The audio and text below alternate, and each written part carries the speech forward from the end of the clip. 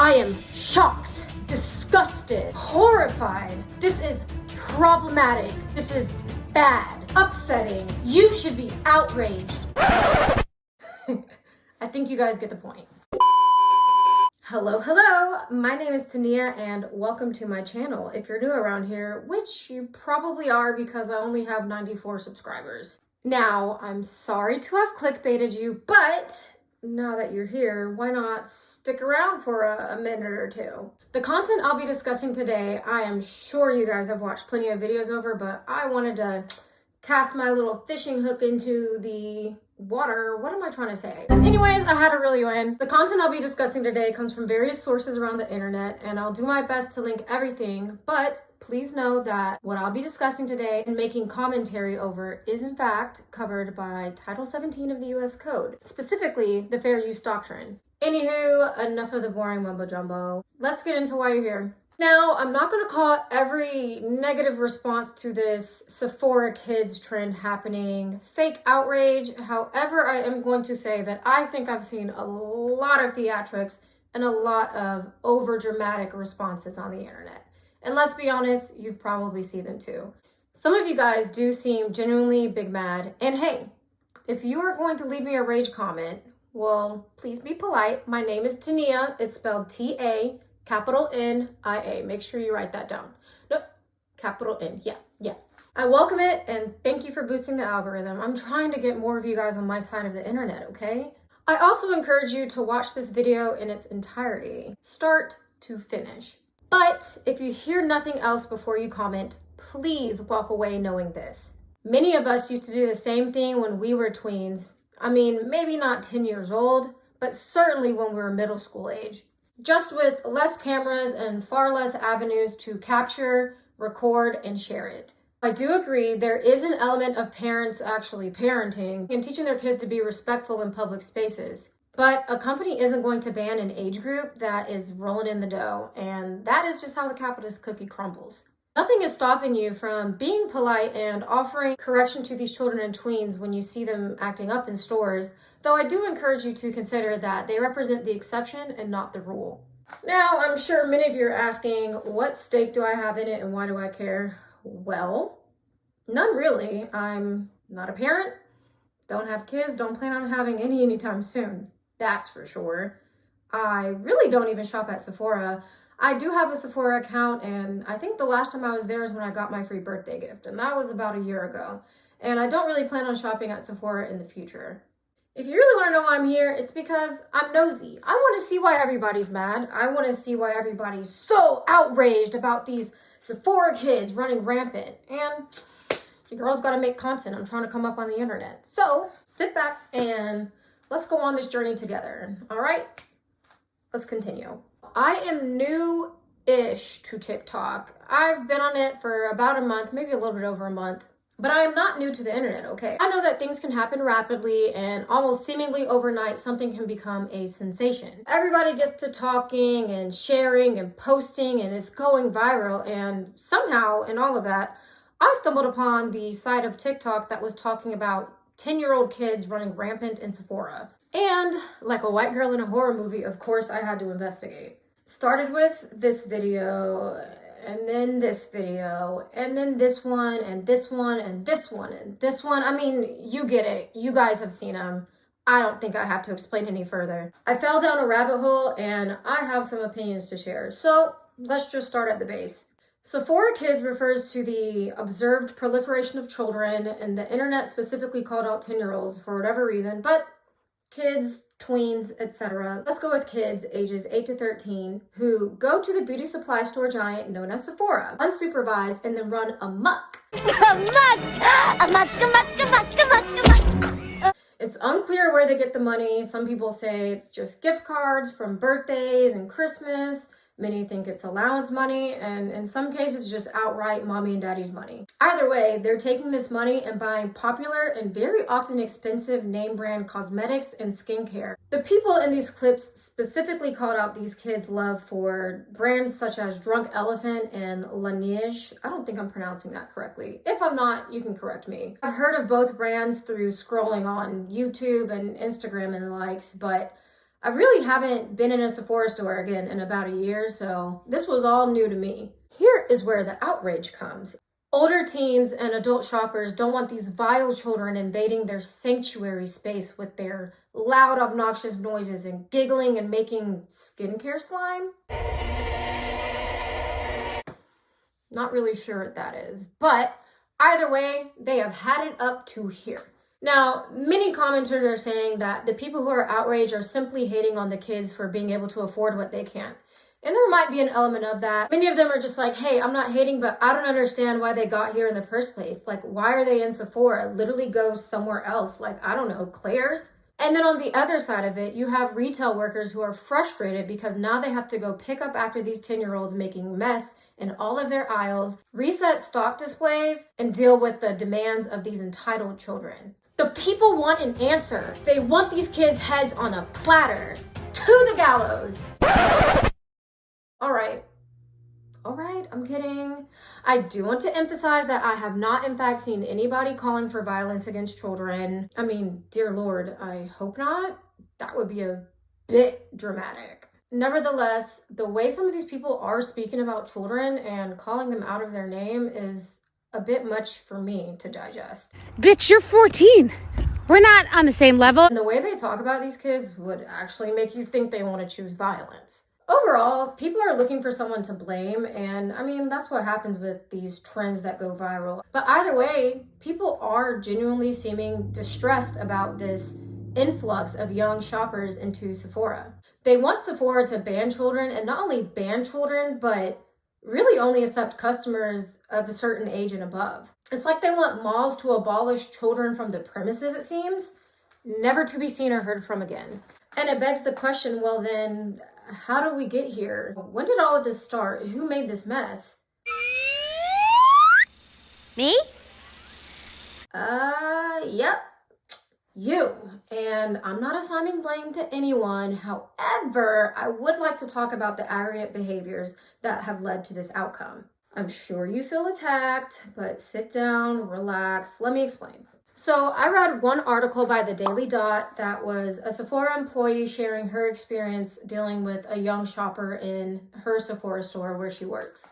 The article recounts an incident at the employee store that made her reevaluate her job. Shorty wanted to quit, plain and simple. Basically, she said a tween made several demands of her, interrupting what she was already doing with another adult customer. Both the employee and the customer were appalled by this little girl's actions. According to the article, the Sephora employee reluctantly helped the little girl and her friend, who, by the way, likely would have found what they were looking for if they had just done a little bit more thorough of a search. Neither ever said thank you for the assistance, and then they flounced off unbothered. I absolutely believe the story is true because there are adults who act this entitled, and they had to have started somewhere, just saying. At their big ages, we call them Ken and Karen. If you want to check out the video, that employee's TikTok is Gigi Pimpin. So, that's it, right? There's the proof. That's the evidence. What else do we need? Straight to the slammer. These kids gotta get up out of here, right? Because it's only gonna become a bigger problem if we don't stop this, right? Like, this is bad. Well, possibly. But I think we have a say in the outcome of this trend. Just as many people have shared their experience online, I too would like to provide an anecdote of my own experience, perhaps to broaden your perspective. I'll say again, I do not have any kids, but I do have a pair of eyes and some listening ears. They're adorned with some hoops today. You like? Anyways, this past weekend I was in Scottsdale, Arizona, for those of you guys who may not know. And I was at, I think what was called the Fashion Square Mall or something like that. This is a bougie, uppity mall. It was Sunday and filled to the brim with the tweens running amok that I had heard about on the internet. I was not there to shop, mind you. I was there to visit the Apple Store in crisis for a phone that was on 2%, would not charge, and the screen would not respond to touch. Unfortunately, upon arrival to the Apple Store, I discovered there was about a 2-hour wait until the next available appointment, which wasn't really enough time to go anywhere else, and so I decided to take a stroll amongst these shops and look into the windows, disgusted at the price of a plain white t-shirt. I mean, but seriously, I was making some contorted faces at the price of these luxury goods, which I can't afford and wasn't gonna buy anyways, but oh my lord, $200 for a plain white t-shirt. What have we come to? Anyways, Just another Sunday, you know? I haven't been to a mall since maybe November because I don't need to spend money, so why would I put myself in a place where I'm gonna be encouraged to spend money? Duh.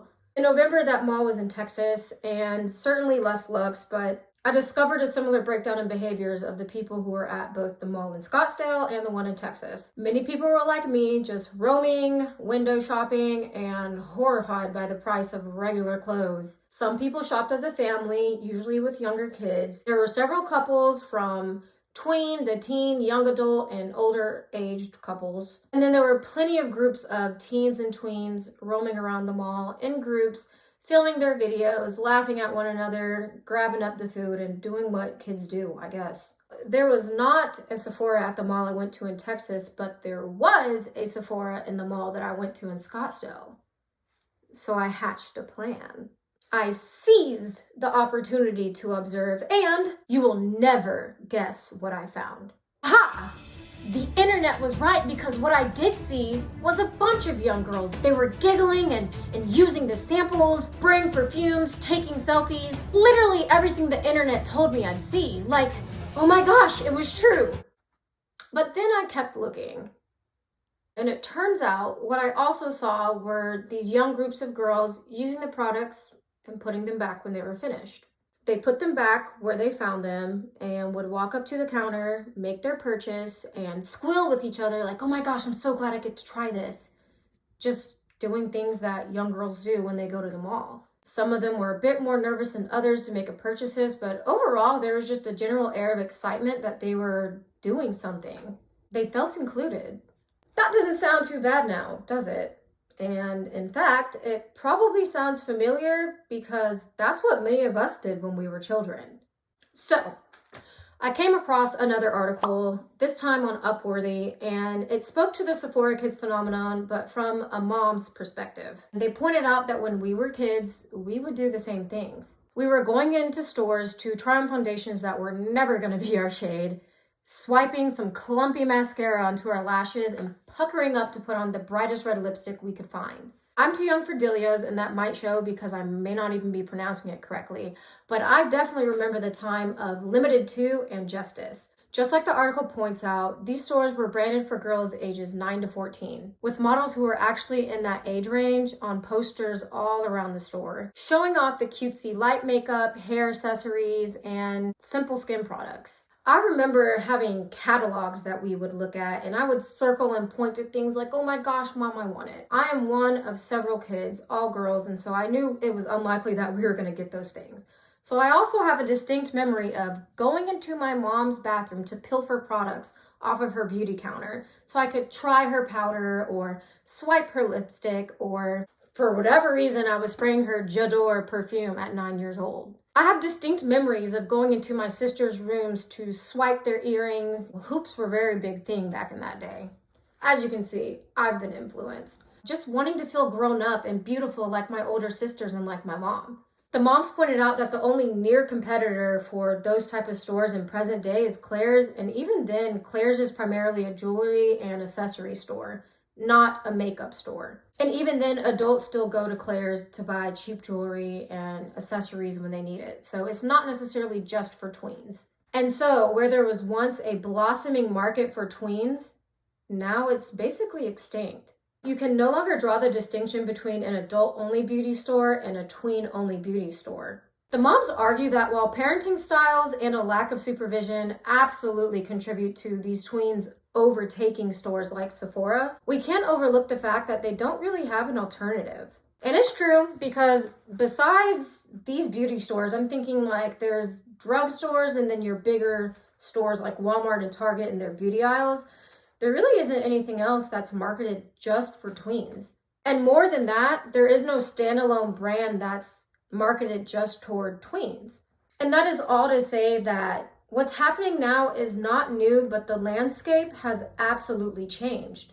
We might have had paper catalogs back then, but those were digitized over a decade ago. In fact, digital marketing is these beauty brands' bread and butter. It is their prime strategy to increase sales, literally to show you on the internet and on media, pop media, to include even product placement in TV shows and movies, They want you to buy their product, so of course they want you to be as familiar as possible with their brand. Another way that the landscape has changed is that not only do we have an increased variety of what's available, and that's from drugstore to luxury brands, we are also bombarded with advertisements and reviews telling us we need this product, it's a must-have, it is a holy grail, it's a staple. We literally made a whole job of people telling other people that they need to buy something.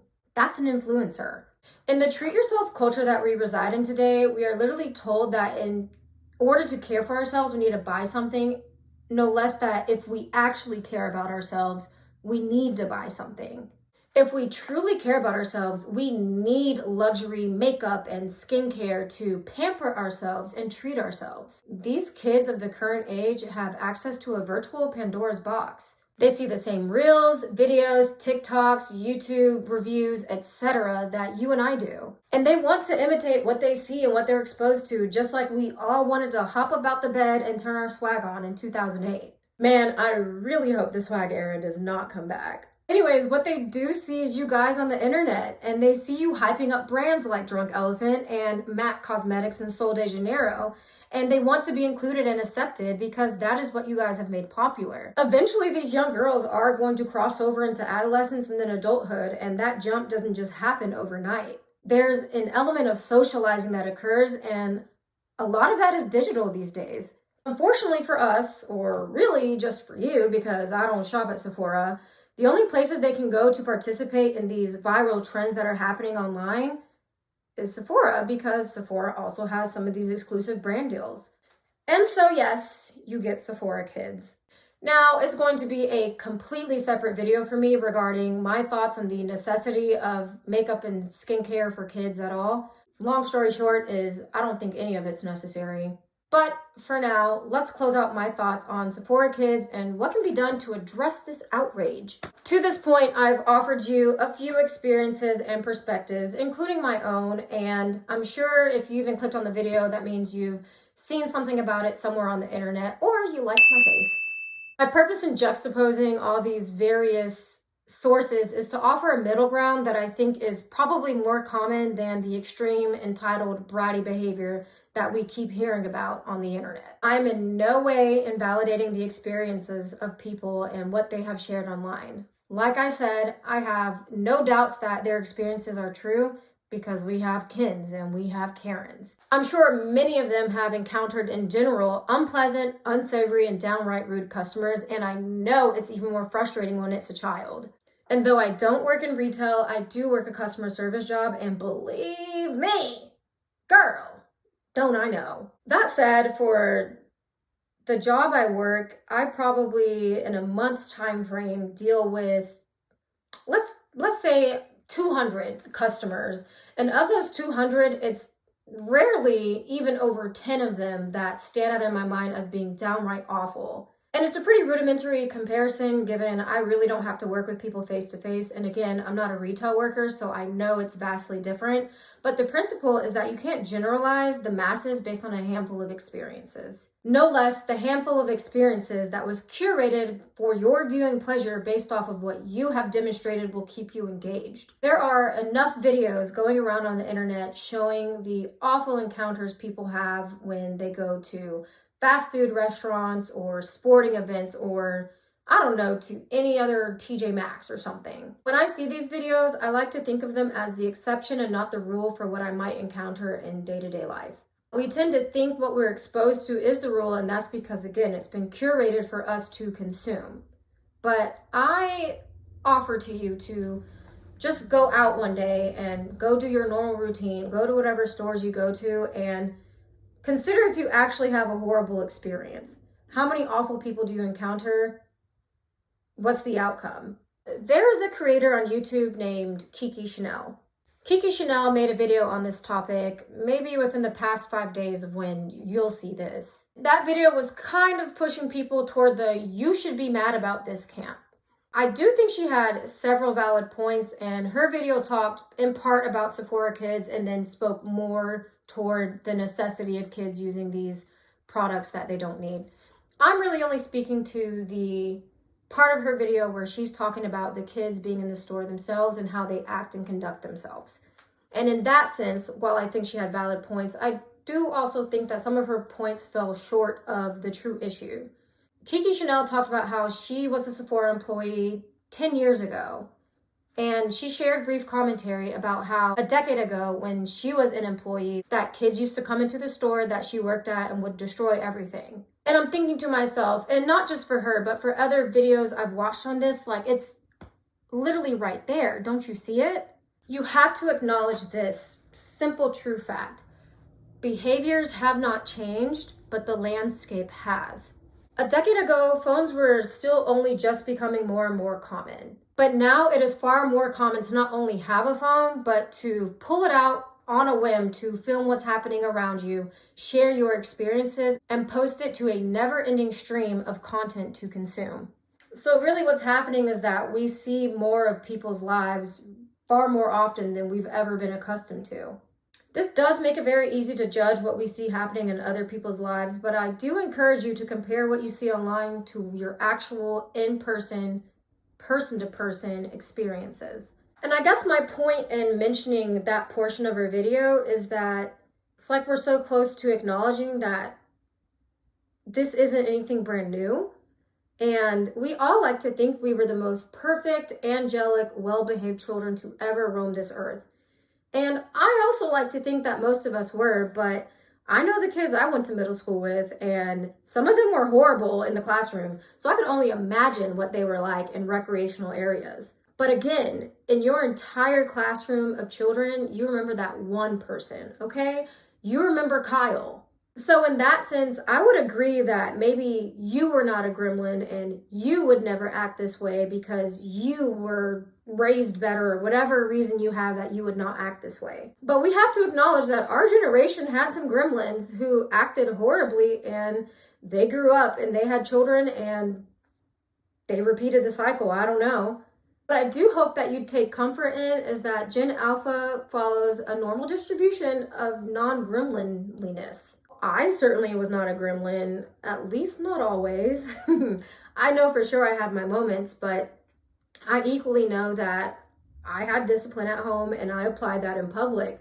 And even if I didn't think I was supervised, I knew my mom was somewhere lurking. So of course I was going to act right.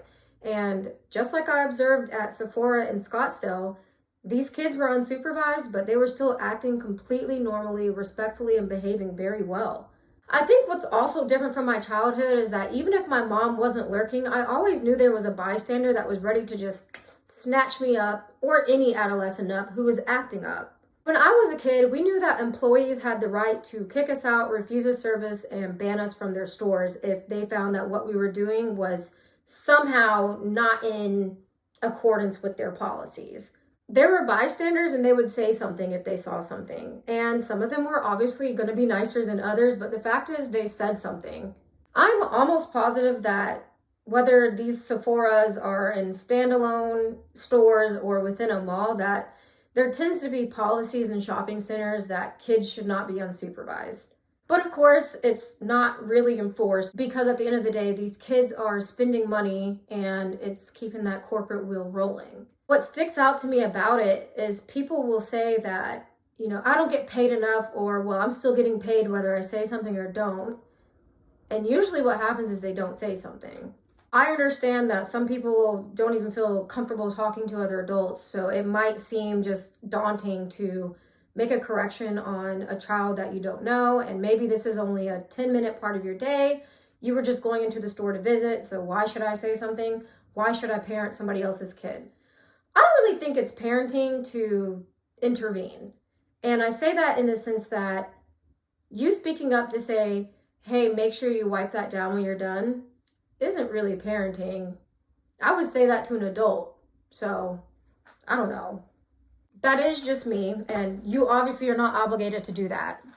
I do know that it feels uncomfortable the first time you speak up to intervene, but with practice, it does come natural. And it doesn't have to be a drawn-out conversation either. For example, my sister came to visit me maybe sometime in the fall, and we were trying to take a picture by this cool little fountain statue hybrid thing. There was a young boy who was probably like 9 or 10 years old, and he was playing around, ripping and running, climbing all over that fountain in the back of her photo. It's a public place, so obviously we don't have any claim to a clear background as much as the next person, but you know, my sister wanted a shot with just her and the fountain. And so, you know what? It was too easy to ask and just say, "Excuse me, could you please move from the background of this photo? Thank you."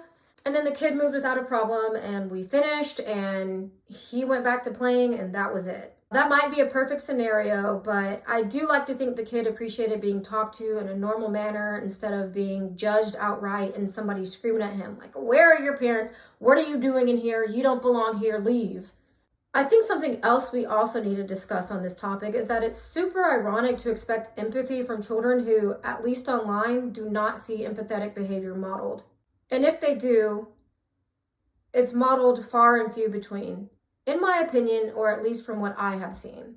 Online, people are self-centered. Obsession with oneself in relation to others is almost celebrated. If not celebrated, it's certainly become commonplace with this whole idea of being the main character instead of a side character. We are encouraged to praise ourselves and treat ourselves and show each other how we do that. We think about what we want, and I'm not saying that this is everybody, but I am saying it is what I often see when I log into these apps. Content is usually centered around individuals and what we do for ourselves. And I'm not saying that's wrong necessarily, but I am saying that it makes quite the impression. Moreover, a lot of what we see these days may as well be advertisements. I mean, whether it's paid ads by celebrities or influencers or just your average normal people hopping on the internet to join in what's viral, what's a trend, saying, "Hey, you have to buy this, you must try that. Oh my gosh, TikTok made me buy it," or "This is an Amazon must-have for the kitchen or for the bathroom or for the laundry," whatever it may be. I myself have gotten swept into that. I literally have a perfume haul on my YouTube channel.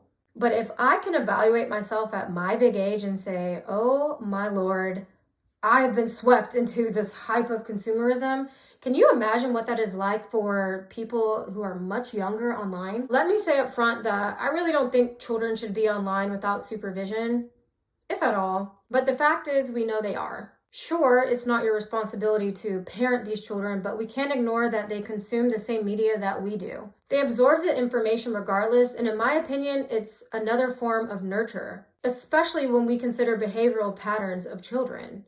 It's a whole other conversation to talk about kids at school being bullied for having regular water bottles instead of these expensive Stanley cups. And I'd just like to point out that a child did not start that trend, okay? It was a whole adult.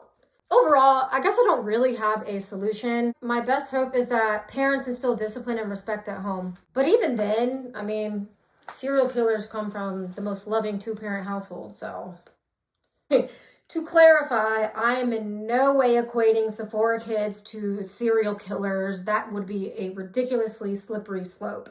But I want you to realize that I agree that sometimes the parents are the problem and sometimes the public doesn't intervene, and that's a problem, and sometimes kids can just be brats. What I think is at the root of this is that these tweens want to model the behavior they see online, and they want to participate. They want to feel seen, heard, and included because these are the things that you make people famous for. These are the things that you go under people's pages and say, "Oh my gosh, love. Oh my gosh, I wish. Oh my gosh, this is the dream." They see that too.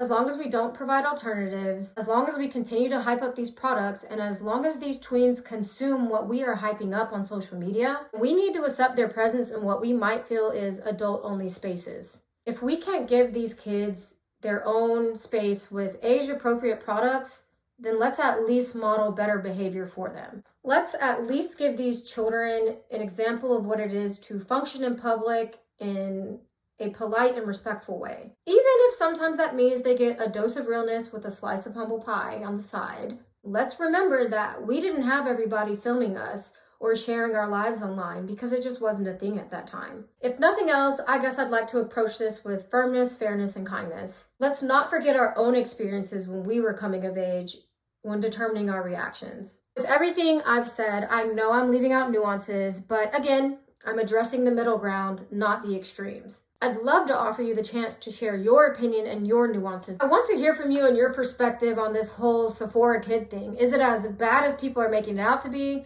Do you think it's that serious? Do you not think it's that serious? Anywho, it is about that time for a nap, but I definitely thank you for hanging out with me. And until next time, bye! This is a nightmare. Hey! Who made this big mess?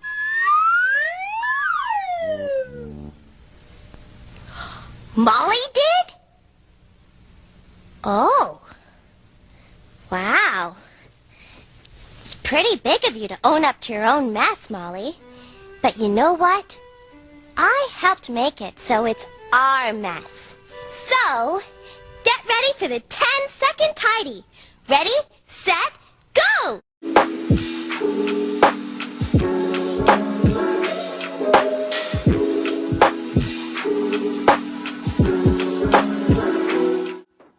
I'll link what I can below. Oh my gosh, I gotta start over again. Okay.